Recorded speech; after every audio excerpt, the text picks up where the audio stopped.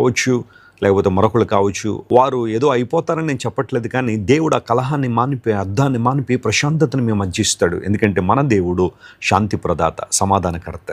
నా యొద్దకు రండి, మీకు విశ్రాంతిని ఇస్తానని వాగ్దానం చేసిన దేవుడు. యేసయ్య పాదాలు పట్టుకుందాం. నీతో కలహించి వారిని చూసి కృంగిపోవద్దు, యుద్ధం చేసేవారిని చూసి బెదిరిపోవద్దు. ప్రభువును పట్టుకో, ప్రభువు నేను విడుదల చేస్తాడు. ఈరోజు ప్రాముఖ్యంగా వాగ్దానం అయితే ప్రార్థించేయండి. ప్రభువు మీకు సురక్షితమైన అనుభవాలు దయచేయనుగాక. ప్రార్థన చేసుకుందాం. ప్రేమగల తండ్రి, ఇంతవరకు నువ్వు మాటతో మాట్లాడిన ప్రతి మాటను బట్టి నీకు స్తోత్రాలు. కలహించు వారిని నువ్వు కనుగొనవు అని నీ వాక్యంలో రాయబడింది ప్రభువా. కలహప్రియుడు సౌలు దావీదును ఎంతో ఇబ్బంది పరిచినప్పటికీ దావీదుకు విజయాన్ని ఇచ్చిన దేవుడు. ఈరోజు మా విజయం క్రీస్తు ప్రభువులో సురక్షితంగా ఉంది కనుక నీకు వందన స్తోత్రాలు చెల్లిస్తున్నాం.